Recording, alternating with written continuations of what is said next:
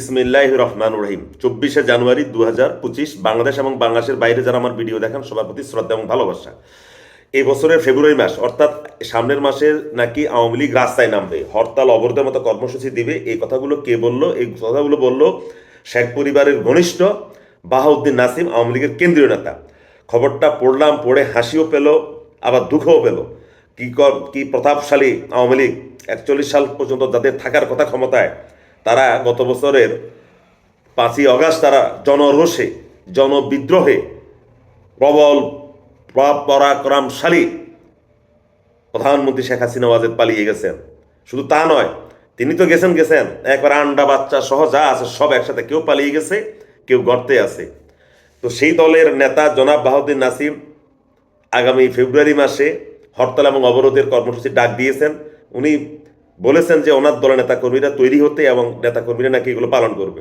উনি বোধহয় ভুলে গেছেন, উনি এখনো মনে করেন যে ওনারা ক্ষমতায়। কিন্তু একটা কথা ঠিক আছে যে আওয়ামী লীগের আমলের নিয়োগপ্রাপ্ত আমলারা পুলিশে, প্রশাসনে, বিচার বিভাগে এখনও আছে। তারা ভিতরে যে আওয়ামী লীগের জন্য কাজ করে না এটা বলা যাবে না, তারা ঠিকই আওয়ামী লীগের জন্য কাজ করে। কিন্তু ওই সকল আমলাদের উপর ভর করে হয়তো আওয়ামী লীগ আবার দেশে একটা অসন্তোষ সৃষ্টি করতে চায়, তারা সফল কাম হবে না। তারা হরতাল ডাকবে। এই হরতাল কেমন হবে জানেন?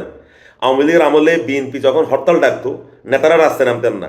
4-5 জন কর্মী একটা ব্যানার নিয়ে দৌড়ে এদিক সেদিক তাকিয়ে পুলিশ আসে কিনা, তারপরে একটা স্লোগান দিয়ে ছবি তুলে তারপর তারা পালিয়ে যেত। ঠিক আওয়ামী লীগের অবস্থা সামনে তাই হবে। আওয়ামী লীগ যখন ক্ষমতায় ছিল তখন বিএনপির এই 4-5 জনের ব্যানার নিয়ে অবরোধের ডাক দেওয়া, স্লোগান দেওয়া, চিৎকার করাকে আওয়ামী লীগ কটাক্ষ করতেন তীর্যক ভাষায়। ভাগ্যে নির্মম পরিহাস, আজকে আওয়ামী লীগেরও সেই অবস্থা আসছে। হ্যাঁ, হরতাল ডাকতেই পারে, অবরোধ ডাকতেই পারে।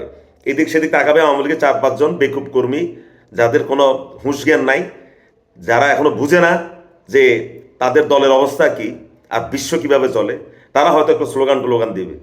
কিন্তু যারা ক্রিম খেয়েছে, মাল মশলা যাদের পকেটে, যাদের কাছে অডেল টাকা, তারা কেউ রাস্তায় নামবে না। এই কথা আমি বহুবার বলেছি, বহু ভিডিওতে বলেছি। ওই সব নেতারা যারা আছে দেশের বাইরে, তারা বিদেশ থেকে কিছু টাকা, আমরা মুড়ি ছেড়ে দেই, চাউল ছেড়ে দিই যেরকম পাখিকে, এরকম কিছু টাকা পয়সা হয়তো দিবে গ্রামের মাঠ পর্যায়ের কর্মীদেরকে। ওরা কেউ রাস্তায় নামবে না, কারণ ওরা তো বিদেশে সুখে আছে। ওরা বাংলাদেশে থাকতো সুখে থাকছিল, এখন বিদেশে ওরা সুখে আছে। ওদের ছেলেমেয়েরা ওখানকার আন্তর্জাতিক স্কুলগুলোতে পড়ে, এখান থেকে জাল লুট করে নিয়ে গেছে, ওরা এখানে বসে বসে খাচ্ছে। আর ফেসবুকে মাঝে মাঝে 2-1 জন কমেন্টস করে বা পোস্ট দেয়। আর এখন যারা বাহাউদ্দিন নাসিমকে দিয়ে তারা একটা হরতাল অবরোধের কথা বলেছে, হরতাল অবরোধ এত সহজ নয়। আওয়ামী লীগ যে অবস্থায় গিয়েছে, আওয়ামী লীগ এত সহজে রাস্তায় নামবে এটা আমি বিশ্বাস করি না, কেউ বিশ্বাস করে না, অন্তত যারা রাজনৈতিক খোঁজখবর রাখেন।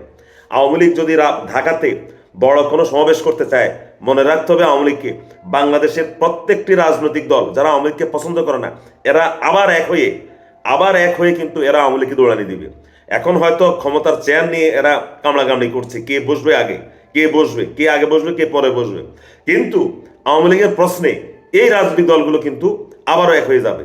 সুতরাং বাহাউদ্দিন নাসিম সাহেব, আপনি যে ধমকে দেন, এটা ইউনূস সাহেবকে দেন, হরতালের অবরোধের ধমক বা যাকে দেন, মনে রাখতে হবে এত সহজ নয় রাস্তায় আবার ফিরে আসা।